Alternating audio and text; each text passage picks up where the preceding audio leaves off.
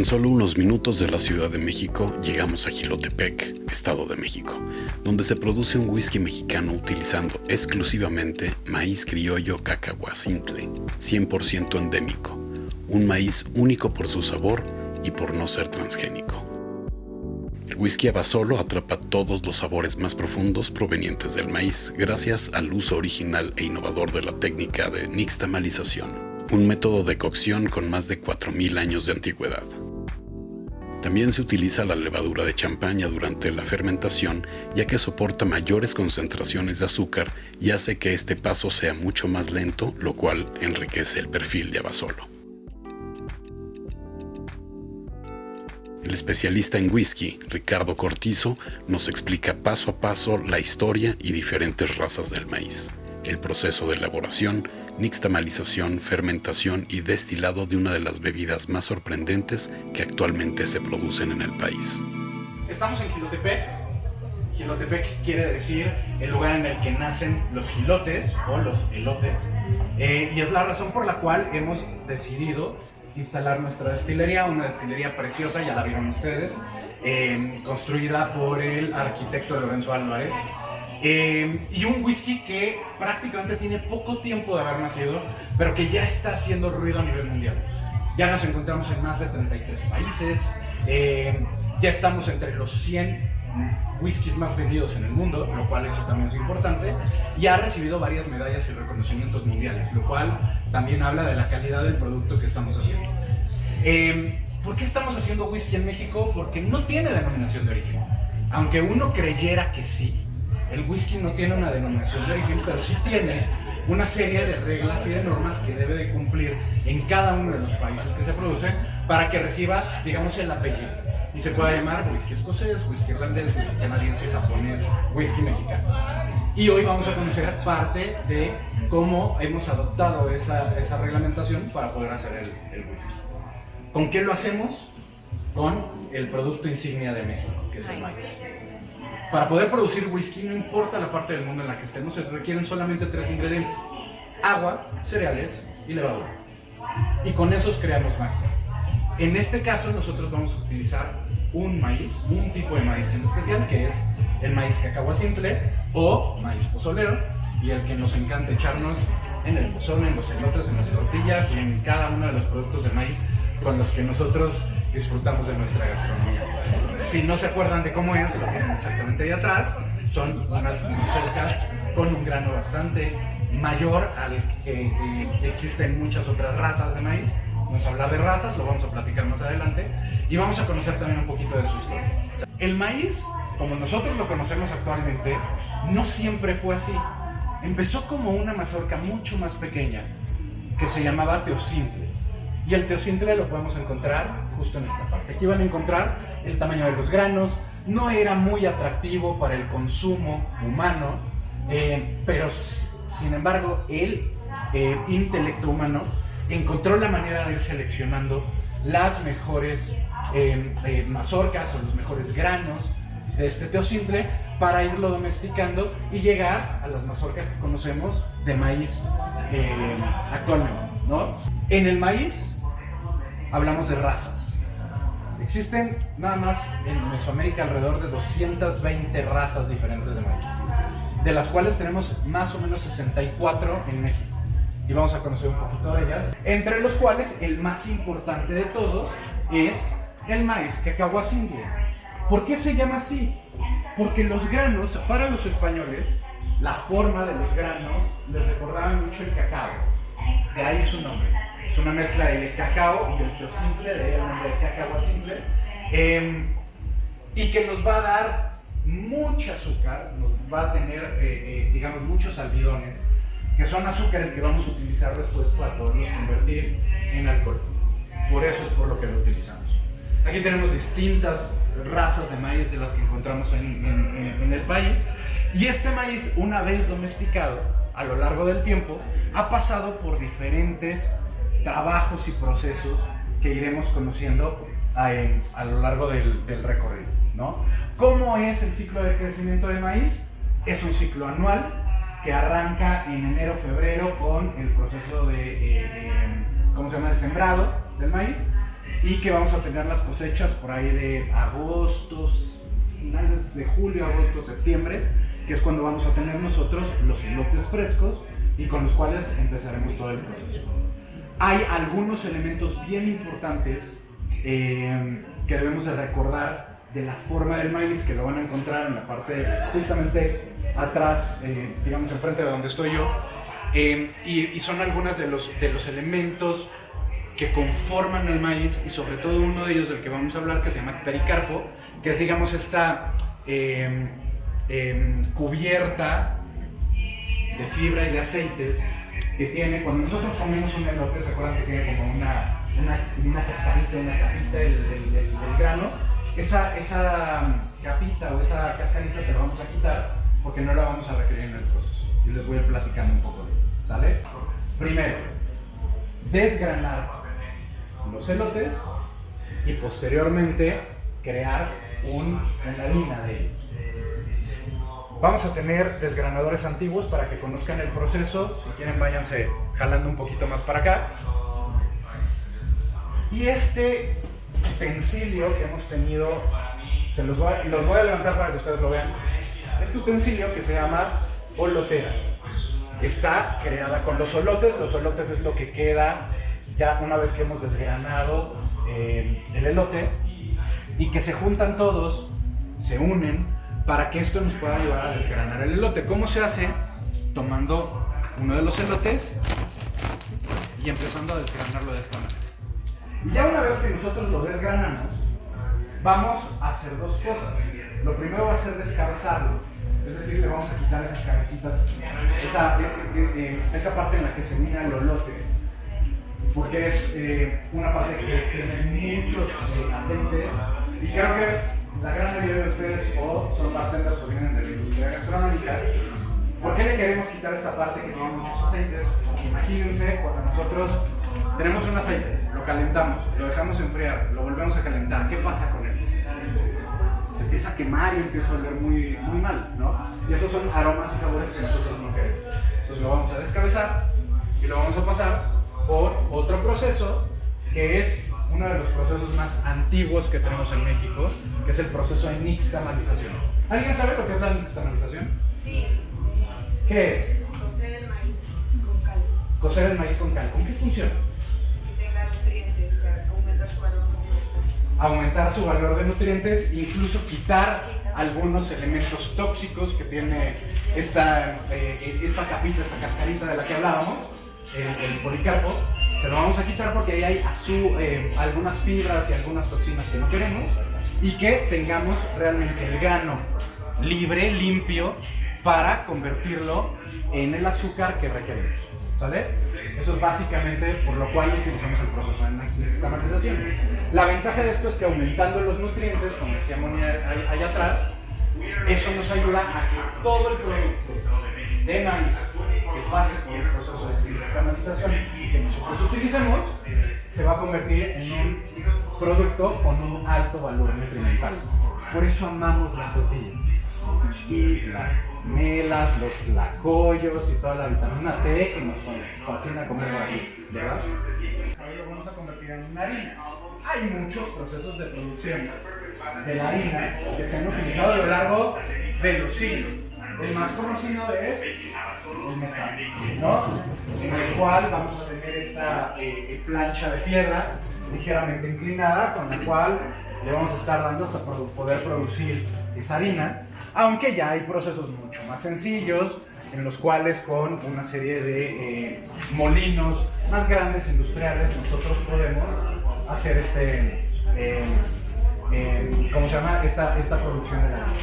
Y ya que tenemos esa harina, entonces vamos a ir a todo el proceso de producción de nuestro whisky, que va a pasar por una hidrólisis, es decir, una mezcla con agua para hacer que todo ese azúcar que tiene la harina del maíz se pueda diluir, proceso de fermentación, destilación en alambiques de cobre, que son muy similares a este que tenemos aquí en escala y que nos van a ver en un ratito más, y después la parte mágica para que realmente se pueda llamar a este destilado whisky, que es el añejamiento en barricas de roble americano, vamos a utilizar tanto barricas nuevas como barricas de segundo uso expuestas.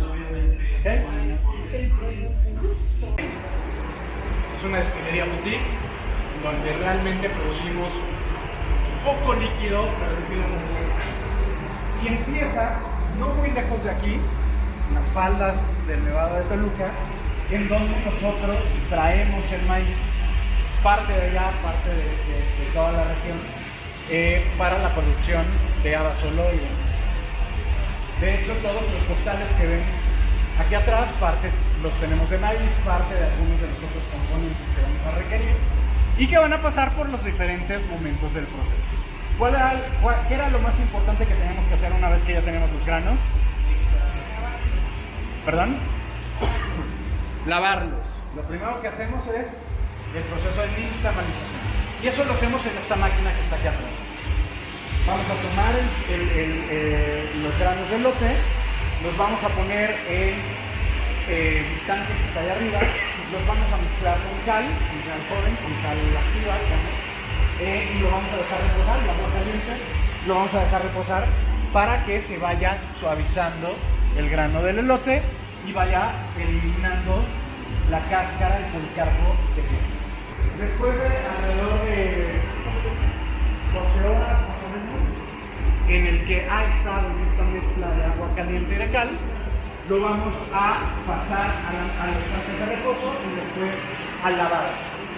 Lo vamos a lavar para quitar todo el exceso de cal, para quitar todo el policarpo, y se va a ir a unos tanques en los cuales vamos a guardar ese grano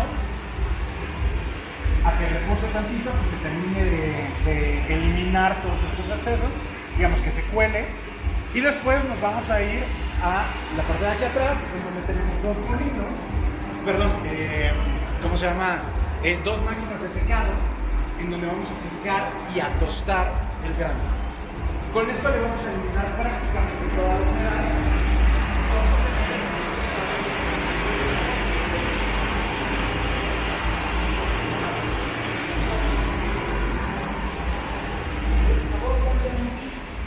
Vamos a tener un maíz más seco. El maíz ya tostado ya no va a tener tanta humedad, con lo cual va a ser para nosotros mucho más fácil convertirlo en una harina, y esa harina que se pueda diluir. Acuérdense de cuando compramos una caja de cereal en la casa y que después la leche se empieza a sentir más dulce. Es exactamente lo mismo. Los azúcares se van a diluir y esos azúcares diluidos van a poder pasar por las siguientes partes del proceso que nos van a ayudar a convertir el azúcar en alcohol, que lo vamos a ver más adelante. ¿Sale? ¿Quién de ustedes ha hecho pan alguna vez en su vida? No has hecho pan, no puedo creerlo.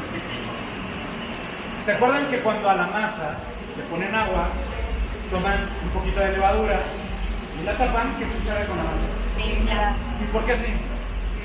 La levadura se están reproduciendo las levaduras. Las levaduras se están reproduciendo, están comiéndose el azúcar y están convirtiéndolo en un poquito de alcohol y mucho gas, ¿no? Un CO2 que hace que se expanda porque no tiene manera de salir. Se ambiente para que la levadura tenga mucho azúcar que se vaya comiendo y la vaya convirtiendo en ese alcohol y en ese gas, ¿no? Cuando estamos haciendo pan tenemos más masa que levadura. Finalmente, para que podamos crear ese whisky, ser una bebida espirituosa, una bebida destilada, tenemos que llegar a esta parte, que es en donde tenemos nuestros alambiques de cobre. Tenemos tres alambiques, si se dan cuenta, dos son más pequeños y uno más grande. Los dos más pequeños es en donde se va a hacer la primera destilación y después vamos a tener una segunda destilación en el alambique de cobre. ¿Por qué tenemos que hacer doble destilación? Porque de esa manera vamos a eliminar muchos elementos del alcohol en la primera destilación que no deseamos para poderlos hacer más puros, y en la segunda vamos a eliminar cabezas y colas, con lo cual eliminamos otro tipo de características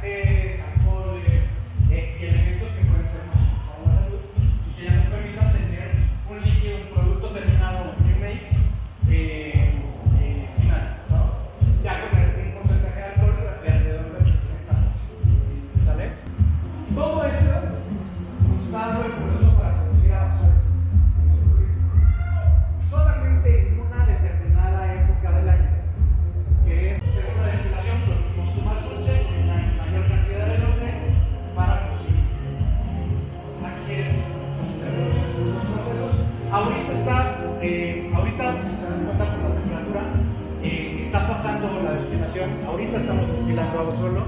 Así que si quieren pasar a conocerlo, ver cómo este mosto después del proceso de la fermentación viene aquí, se eleva a una determinada temperatura, que es alrededor de 70 grados, para que se pueda elevar o destilar el alcohol y después vaya pasando por estos cuellos de ganso a estos procesos de condensación del alcohol evaporado se convierten en gotitas de alcohol y se van a la segunda destilación. Todo esto lo pueden ver. ¿Qué más les quiere conocerlo? Y que después nos vayamos a donde llegamos. Finalmente, para adoptar muchos de los aromas y sabores y poderlo llamar whisky, necesitamos pasar por un proceso de añejamiento, de un mínimo de 2 años. Las barricas, como nos quedan a nosotros, tanto las barricas nuevas como las barricas ex-bourbon, generalmente llegan muy secas. Y cuando la madera está seca, hay posibilidades de que se pueda filtrar, de que se pueda perder parte del líquido, y por lo tanto necesitamos rehidratarlas. Para eso es esta parte de aquí. Y por eso algunas de las barricas, sobre todo las que provienen de Estados Unidos del proceso de producción del bourbon, nos van a adaptar un poco de los sabores de whisky americano que podemos oler, ¿no? Una vez que pasamos el proceso de destilación por medio de las mismas tuberías que tenemos, vamos a traer el líquido a este tanque que tiene en la parte de atrás de ustedes. Aquí se guarda ese líquido terminado, ese producto terminado, que es un líquido blanco, es un destilado blanco, y que va a adoptar su característico color de whisky en la fábrica. Algo bien interesante que tenemos nosotros en Navasolo es que no hay una bodega como tal. Lo van a ver una vez que pasen de este lado. Las barricas las tenemos al aire libre por varias razones. La temperatura, la altitud en la que estamos sobre el nivel del mar, e incluso todas las características de humedad y de aromas que tiene la región le van a dar un toque al sabor de la cerveza. Y por eso nuestro proceso de añejamiento es al aire libre, cosa que no van a encontrar muy fácilmente. Dentro de ese proceso, si se dan cuenta, ustedes conocen la madera, es porosa. Va a permitir que entre oxígeno y por lo tanto también aromas de la región, que también que se evapore parte del alcohol. Esa parte que se evapora se conoce como la porción de Los Ángeles o el impuesto de Los Ángeles. Y aquí, en Navasolo, el primer año es mucho. Es alrededor de un 15%. Ya después disminuye como a un 8 más o menos para el segundo año. Pero a diferencia de otros lugares del mundo, como puede ser Escocia, que el promedio es del 2% al año, aquí la primera evaporación es muy grande, y como cuando estamos haciendo un caldo, estamos haciendo un fondo, eso hace que los aromas y los sabores, incluso el color, se concentren en el primer y segundo año.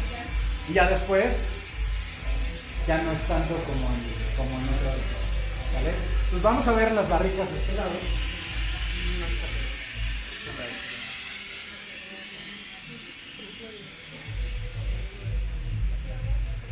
Nosotros aquí tenemos alrededor de 500 barricas de las más o menos 1900 barricas con las cuales añejamos whisky.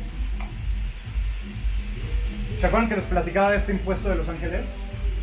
Bueno, no nada más Los Ángeles agradecen ese alcohol. Yo pensé que no solo ellos ponen impuestos, porque no, aquí nos cobran todos los impuestos del mundo. Pero cuando ustedes tengan oportunidad de viajar a otras destilerías de whisky en otras partes del mundo, se van a dar cuenta de un fenómeno bien interesante. Existe un hongo que se alimenta de alcohol y que hace que las paredes de las destilerías y de las bodegas se empiecen a tener negro. Como la destilería es muy joven, todavía no tenemos tanto de este hongo, pero ya se empieza a notar que aquí hay alguien que también se está alimentando de nuestro whisky. Qué rico, pues sí, vender alcohol permanentemente, óyeme, ¿estás de acuerdo?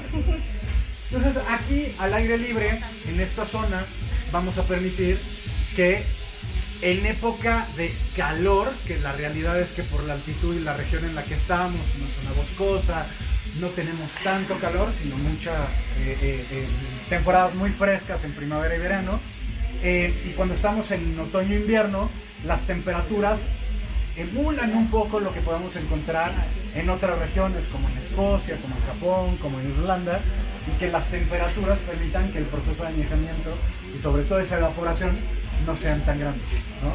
Y aquí tenemos nuestro whisky añejado.